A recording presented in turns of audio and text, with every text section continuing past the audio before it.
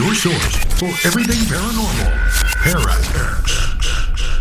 Throughout the ages, history has been altered by word of mouth and the misrepresentation of those who might not have been present when some of the world's most significant events took place. Channelers Barry and Connie Strohm bring through the spirits of those who actually witnessed or took part in these historical events and lets them tell their stories in their own words. Welcome to Channeling History. And now, here are your hosts, Barry and Connie Strohm. Good evening, everybody. It's Sunday night, and we are back. Thank you for joining us on Channeling History. If you've been listening to us, you know that we're the only show where we speak to the souls that made things happen, and we are brought to you every Sunday on the ParaX Radio Network. I'm Barry Strohm, your host, and I'll be speaking the words of our spirit guides tonight. I'm Connie Strohm, your co-host, and I would like to thank all of you that take the time to listen to our show. And I also especially like to thank those of you that join us in the chat room, where you can submit your own questions for our spirit guest. Not everybody can do that. Please tell your friends about us so we can continue to grow our audience. All of our shows are available for download on Podomatic.com and our YouTube channel. Tonight, we're going to channel the spirit of one of the greatest military minds that ever lived, Alexander the Great. I think you will find this an amazing show, because he was an amazing being. Yes, he was, Connie. We always try to give a small disclaimer, because no matter what we do, we know there's going to be somebody upset with what we say. So anyway, the opinions or statements voiced on our show are the channeled words of the spirits and do not necessarily reflect our opinions, those of the ParaX Network, or our sponsors. We currently have over 170 videos available on our YouTube channel. It's in my name, Barry Strohm. You'll find all of our Channeling History shows there, as well as our new podcast, A Weekly Message from Jesus. Last week, we had an amazing interview with Archangel Michael. He described the role of angels in general, as well as his specific duties. This was a very interesting interview, and we highly recommend listening to it. When we begin our channeling tonight, Connie will ask the questions, and you will hear me answer the questions in the words of the spirits. But before we channel, we always say a prayer of protection. So Connie, let's say the prayer, and then we'll be able to get started with the spirit of Alexander the Great. God, please grant us your wisdom and protection. Grant us the knowledge that we can handle, and keep us safe from all things that will harm us. Keep the messages positive and pure love. Keep us safe from our egos. We ask these things in the light of the seen, the unseen, and the honesty of God. Okay, thank you, Connie. Why don't we get started? I know we have a lot of questions for our guest tonight. Yes, good evening, Alexander. Thank you so much for joining us. Would you like to begin with a message? Yes, I actually would. I would like to thank you for asking me to speak again. I've really never had the opportunity to speak over all these new electronic gadgets. As you know, I lived a long time before Jesus walked the earth, and things were very different in those days. It was a very violent time, and we had to do what we had to do to survive.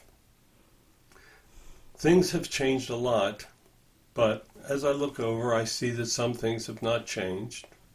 There is still plenty of violence going on in your world, and there are many people that would like to assume control, and there is much going on, much like it was when I walked the earth.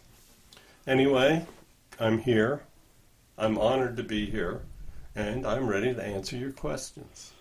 Okay, have you reincarnated since your time as Alexander? Yes, I've actually returned 2 different times. I returned once during the 3rd century, and I was actually a Roman general at the time. I also returned more recently during your Civil War. I always tried to come back in times of war. I'm a military person, and it is just something that my soul is best at. I was a Confederate colonel, and I fought many battles. I was killed towards the end of the war, and I have not returned since. Okay, your father was King Philip II. Will you tell us about him? My father, Philip, was the king of Macedon, and he was very, very effective. He actually was instrumental in putting together a well-organized military. He was very effective in controlling many of the city-states that were separate governments at that time. He pulled the people of Macedonia together, and he built pride in the country. His military feats were outstanding. He was a very good king, and he left me a military that was well disciplined and very advanced for its time.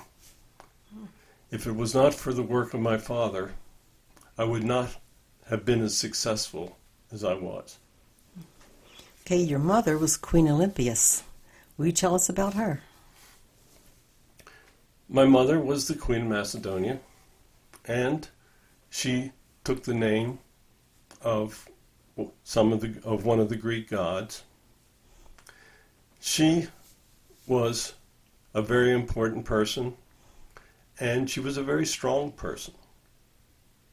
When I took over the control of Macedonia, she gave me a lot of good information and very good guidance. Okay, for anybody who's not familiar, Macedonia is an ancient kingdom that was located in northern Greece. So, Alexander, will you tell us about Macedonia during your childhood? Macedonia was in a state of violence and flux during my childhood. My father, as king, was trying to exert military power over some of the city-states in the area that were in rebellion. He was actually quite successful in pushing the borders of Macedonia and controlling the area that was to become a very strong nation state. In my day, you were either very rich or you were very poor. Because of the fact that I was the son of royalty, I was raised in very good conditions, the best that were available at the time. We truly lived the life of royalty, and I was privileged to learn much. Okay, what were the religious beliefs of ancient Greece at the time that you were growing up? Ancient Greece, at the time I was growing up, worshipped many different gods. There were gods of, like Zeus the powerful. There were many, many gods, and they believed that sacrifice would gain the favor of the gods. It was a time long before the birth of Christ, and a time where much was very different in religious beliefs. Okay, during this period, what was the Greek norm considering bisexuality or concerning it? During this period, the royals would consider having sex with members of their own sex or with members of the opposite sex. My father, Philip, had multiple young male lovers, and he also had many wives. The Greek culture at the time was quite different than what you experience today. Okay, one of our listeners would like to know, were you bisexual? Yes, I was. Okay. Did you believe that your family was descended from Greek gods? Yes. We were told that our family was very, very special, and that our family was actually descended from the family of the Greek gods. Zeus was a very important god, and we were told that we were actually descended from him. As a child, you were taught by that great philosopher Aristotle. What did you learn from him? Aristotle was an amazing man. He had incredible amounts of knowledge for his time.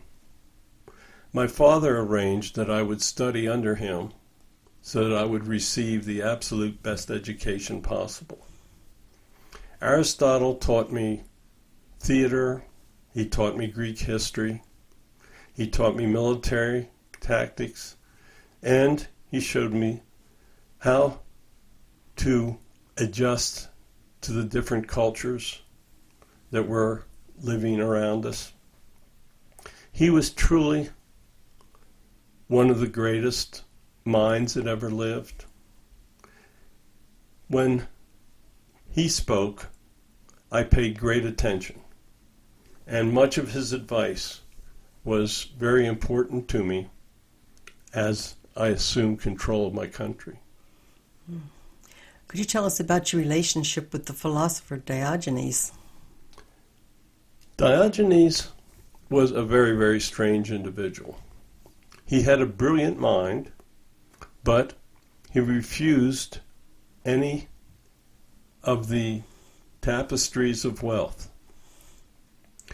He would live on the street, and there were times that he actually slept in a large ceramic jar. He was a very strange man. I met him, and I asked him if there was anything that I could do for him. And what he replied was, "Would you please move because you are blocking my sunlight?"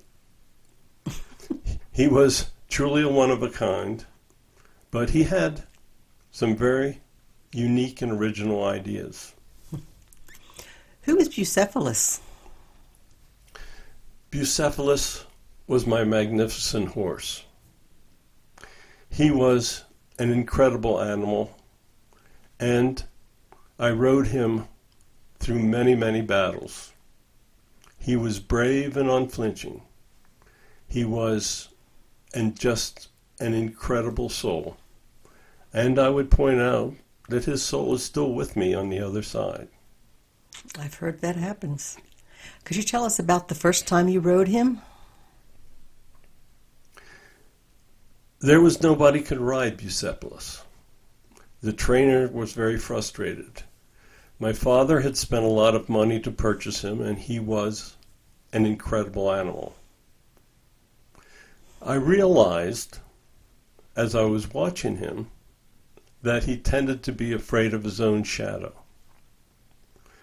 So I took him by the bridle, had him face into the sun so that there was no shadow, and he allowed me to be the first person to ever ride him. Everyone was so impressed that I had been able to tame this animal, but really, I must admit it was my observance that allowed me to do it. That's great. When you were 16, your father, Philip, went off to battle and left you in charge of Macedonia. What was it like to be such a leader at that tender age? At first, it was a very strange feeling to be in charge of a country and to have a large military under your control. I had been well educated and prepared, and my father had advisors that I trusted. So I started to do my best. My mother gave me a lot of advice as well. What I did was become close to the members of the military. I tried to help them as much as possible because I realized that having control of the military was going to be the key to the key to maintaining control of the country. Okay, I'm probably going to screw up the pronunciation of this, but could you tell us about the sacred band of Thebes? Thebes was a city, and they had a very unique band of cavalry. They were all male lovers, and they were incredible fighters. I felt that I needed to control Thebes, and I defeated their army with little problem. Okay. How was your relationship with your father after you became the ruler of Macedonia? I started, as ruler of Macedonia, I started to make changes in the way the military was treated, and I tried to help the people so that they would support me. As I grew in experience, some of the decisions that I was making, my father did not agree with. He had always been very strong with the military, and he became resentful that it appeared that they would be supporting me rather than my father, who was off and having military conflicts during that period. Okay, when you were 20, your father was assassinated by his bodyguard. Could you tell us about your father's relationship with Pausanias? Pausanias, Connie. Apologize. But you were close. Okay. My father had a homosexual relationship with Pausanias when he was younger, and my father had turned him away in favor of another male lover. Pausanias became very bitter and attempted to create upheaval. My father thought to appease him by making him a prestigious bodyguard. He wound up stabbing and killing my father. Okay, we have another question from one of our listeners. What did you think of the Gordian knot? The Gordian knot was a very good knot. They said that the person that could untie the knot would rule Asia Minor. I looked at the knot and I realized that I was not going to be able to untie it. So I took my sword and cut it in half. And that was the end of that. Okay, did you have anything to do with the death of your father? No, I did not. there are many people that felt that I was responsible for the death of my father. It was others that were close to him that were behind the murder. They felt that if my father was out of the way, they would be able to assume control, and that I would be easy to overthrow and get rid of. So I did not have anything to do with the murder of my father. They obviously didn't know you too well, did they? Okay, upon assuming the throne, how did you treat your potential rivals? I eliminated my potential rivals. I felt that there were individuals that were behind the murder of my father, and I had them all eliminated. While that sounds a bit harsh, you have to understand that things were much different in my time. All of us that ruled knew that there was somebody out there that was plotting our death. I was a strong believer in taking the initiative, and by having all of my potential rivals eliminated, I was able to assume the throne and to be very successful. Okay. Why did you want to conquer Persia? Persia had the reputation of having the strongest military in the known world. There had been times in the past that Persia had invaded Greece, and Persia had always been successful. I wanted to show that Macedonia could defeat the Persian army, and that our country was capable of being the strongest military force in the known world. How did you become such a great military tactician? I had the advantage of studying under some of the greatest minds of the time. Aristotle introduced me to books on military tactics. My father had tried to show me and teach me how to be an effective military tactician.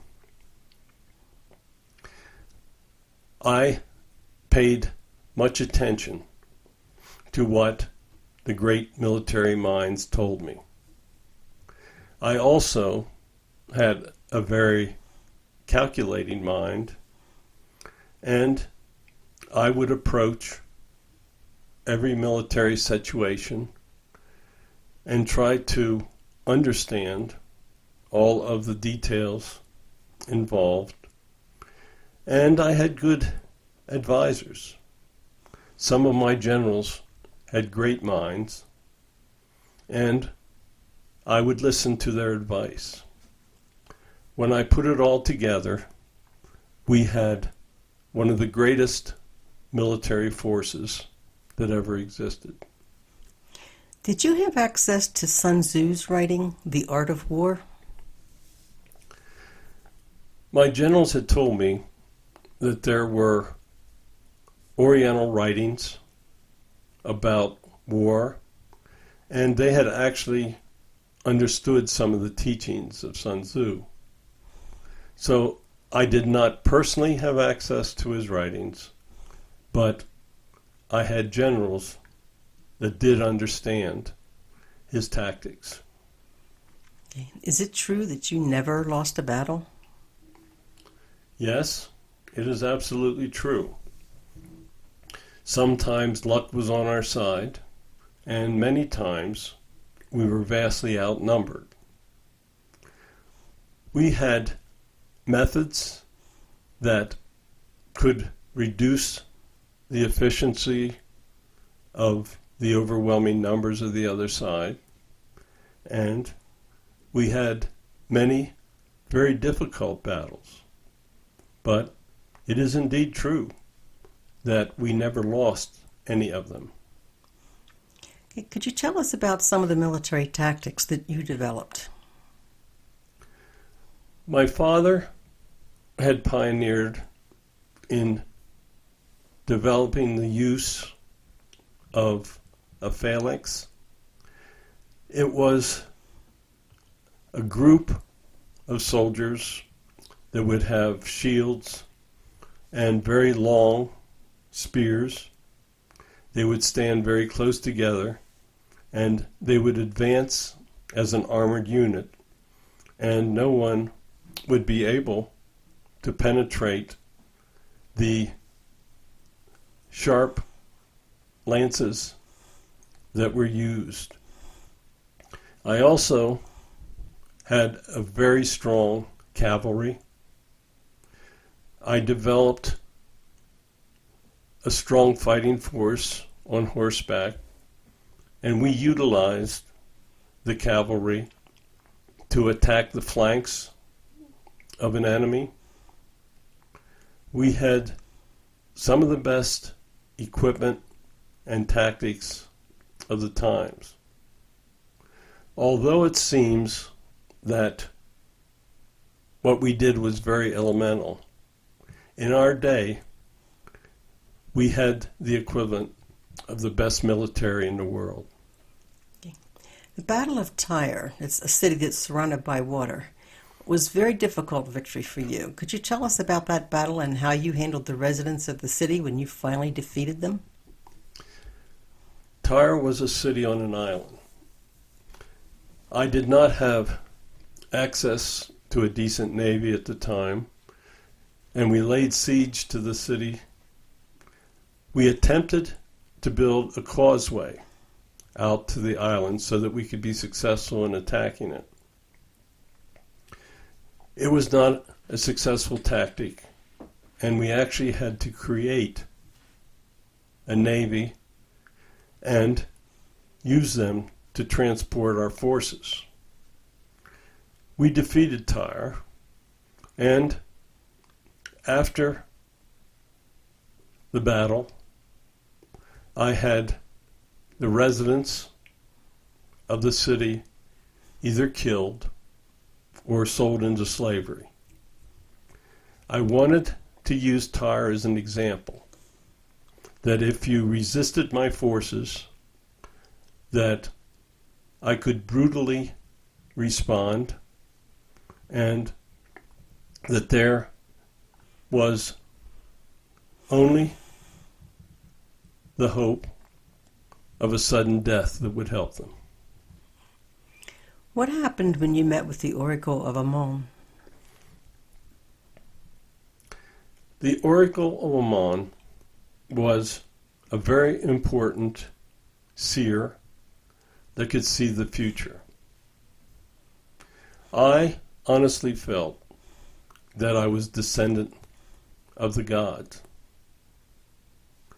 I wanted to meet with him, and we traveled to his desert oasis, and we met in private. He told me that I truly was a descendant of the Greek god Zeus, and that I had the ability to survive battle, and that the gods would protect me. Okay, with him giving you that information, did you believe that you were a god? I truly believed that I was a descendant of Zeus, and that he would protect me in battle. Okay, we have a couple questions here from our listeners. One would like to know if you regret your bloody past. You have to understand that violence was the way during my life. Had I not responded in a violent manner, we would not have been nearly as successful. There are times that I truly do regret that many innocent people were involved, but in those days, it was the way of things. Okay, Connie, let's take a small break here, and then we will be back, and we will have a bunch more questions for Alexander the Great.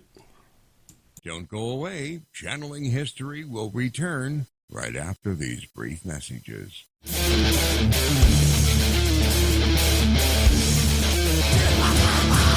In order for the light to shine so brightly, the darkness must be present. Tune in every Monday at 10 o'clock for Dark Sun Rising on the Para-X Radio Network. From Haunted Road Media comes an exciting new novel by author Marla Brooks, Soul Connection, A Deadly Obsession. Two lost souls, ripped apart by murder in another century, find each other again in the present, only to discover that the murderer has followed them through time. Can their love save them, or will history repeat itself?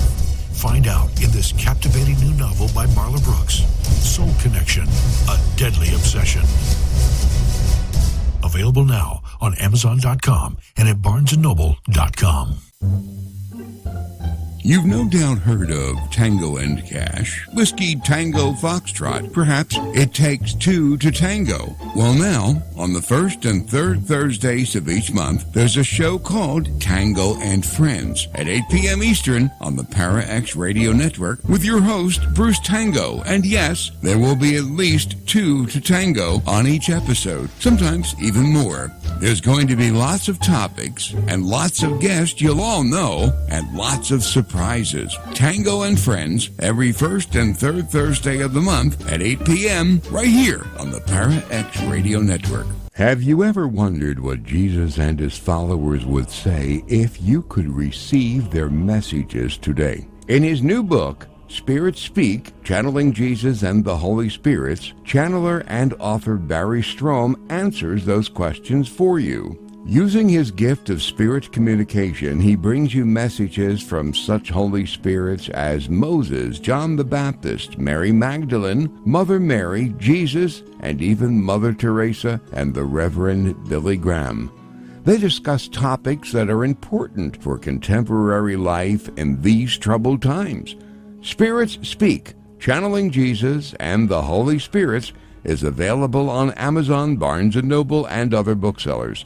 Signed copies are available on the author's website, spiritspredict.com. After reading this book, you will never again say, "What would Jesus say or do?"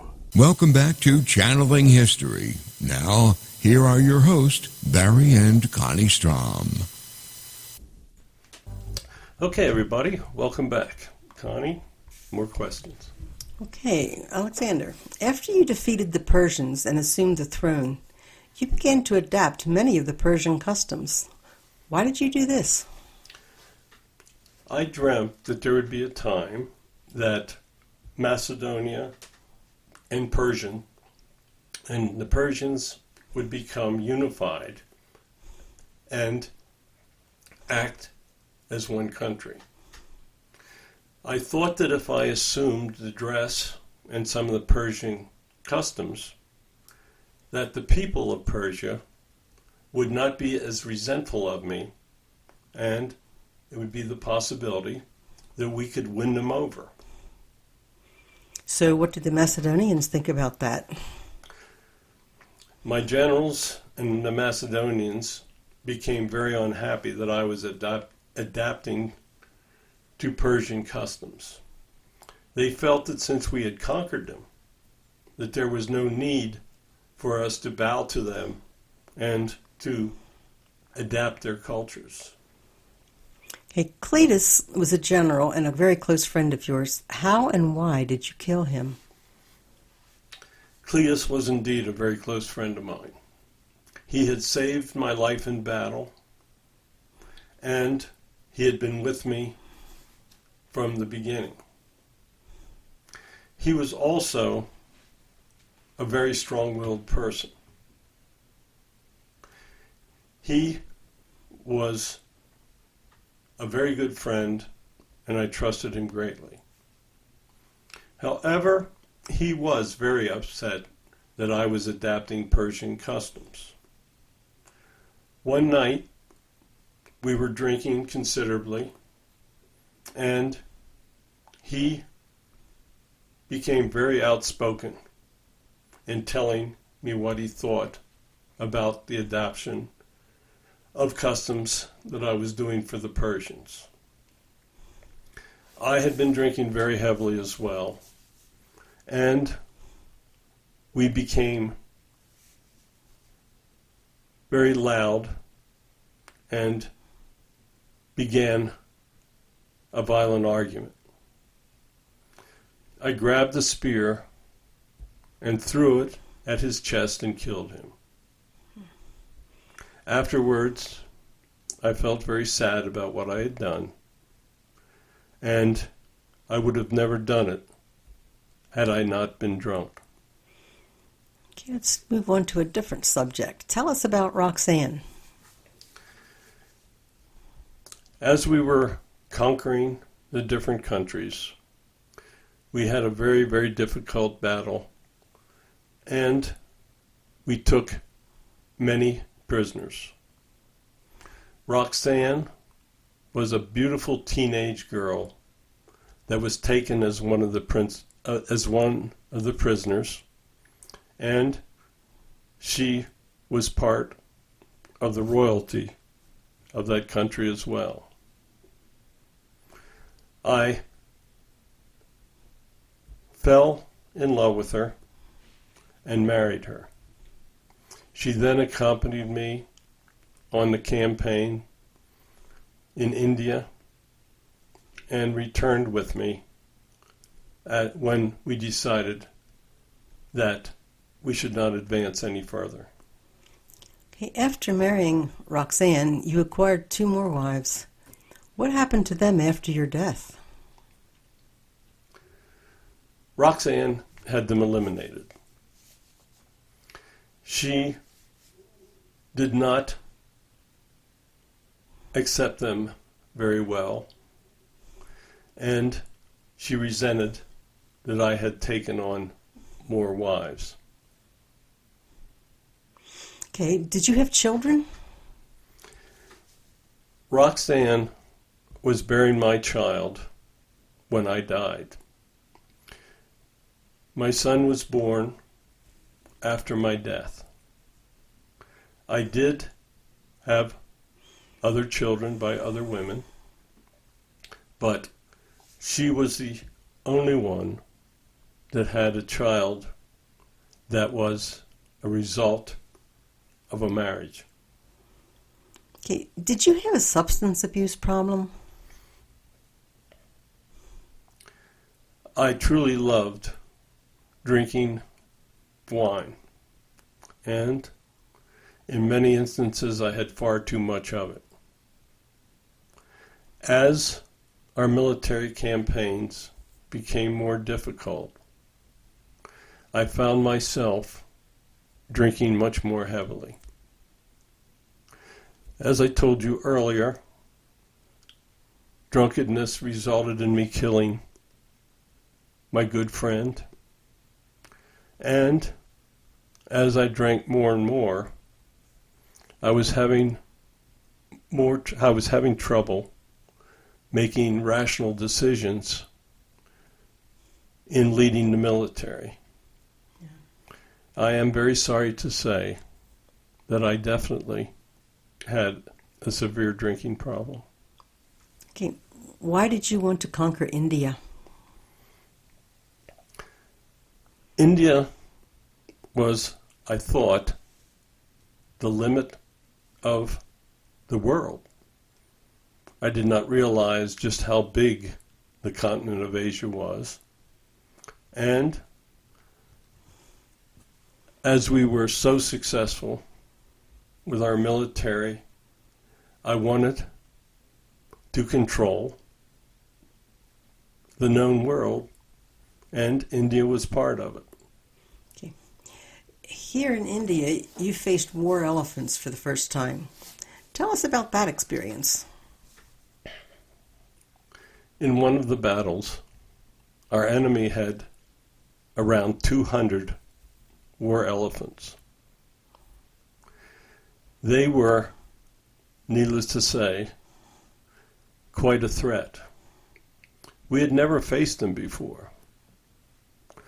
I told my men that even the elephants could not advance through the phalanx and the extra long spears that we were using at the time. The elephants would charge our line, and they would be impaled by these long spears. When it happened, and they were wounded, the elephants would panic, and their riders would not be able to control them. When they panicked, they would trample the opposing forces, and they would trample some of my own men. The long javelins proved to be very effective in wounding the elephants. However, once they were wounded, there was no controlling them. Okay, when picking a route to return after agreeing to end your Asian campaign, you chose a route through the Gedrosen Desert, where you lost 15,000 of your men to starvation and heat. That was more men than you ever lost in a battle. Why did you choose that route? When I chose that route, I was splitting my forces and attempting to get them back closer to our home. I was given bad information about the desert. I was told that we would find sources of water. That did not turn out to be true. I should have realized that it was a very dangerous route, but my decision-making at that time was clouded by my drinking. I led my men through the desert myself, and it was a terrible time. I felt very close to my men, and I hated to see them suffering. And I lost more of my men than I did in all of my battles combined. It was the worst decision of my lifetime. Did you believe that your power came from the gods? Yes. I always led my forces from the front. And I was saved from death many, many times. I felt that the only way that could have happened was if I was being protected by the gods. Yeah. Okay, you died in June of 323 BC at the age of 32. Were you poisoned? Yes. I did not realize it at the time. I thought that I had contracted a fever, but I suffered for around 10 to 12 days, and my fever got worse, and I had terrible abdominal pain. Who was responsible for your death, and why did they do it? Several of my generals felt that the drinking had affected my decision-making to the point that I might get them all killed. They felt that it was important that my life would come to an end at that time. It was because I had been making some very poor decisions, especially the one in crossing the desert. Okay, what happened to your body after your death? Upon my death, my body was preserved by placing it in a container of honey. The embalmers were amazed that after my death, there were no signs of decomposition for almost 6 days. The reason for that was that when I was in the act of dying, the individuals or doctors that were around me thought that I had passed before all of my body functions actually had stopped. So there was still minimum life in my body for several days after they thought that I had died. Okay. Your body was entombed in Alexandria, Egypt. In the 4th century, all the literary records of your tomb disappeared. What happened to your tomb? For many years, my tomb was a place where people came to pay homage to me. They would visit the tomb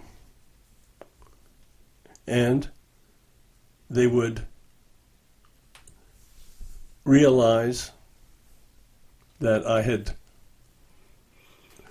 had conquered much of the world and how successful I had been. The Romans had taken over. The Romans had taken over Alexandria, and there came a time that they thought that Roman conquerors would be better honored than a Greek conqueror from the past.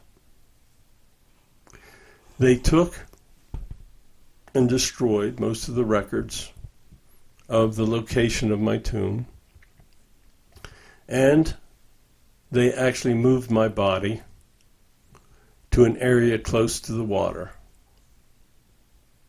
Through the years, the reburial spot of my body was covered by water, and no one actually knows what or where my body lies today. Okay, what do you consider your greatest accomplishment? I think my greatest accomplishment was my ability to lead my military. My men loved me and would follow me anywhere, and they knew that in battle I would be in the front leading them. I treated my military very well. I let them participate in the plunder that we gained, and I tried to pay them very well. So I think that what I accomplished with my military was the greatest accomplishment.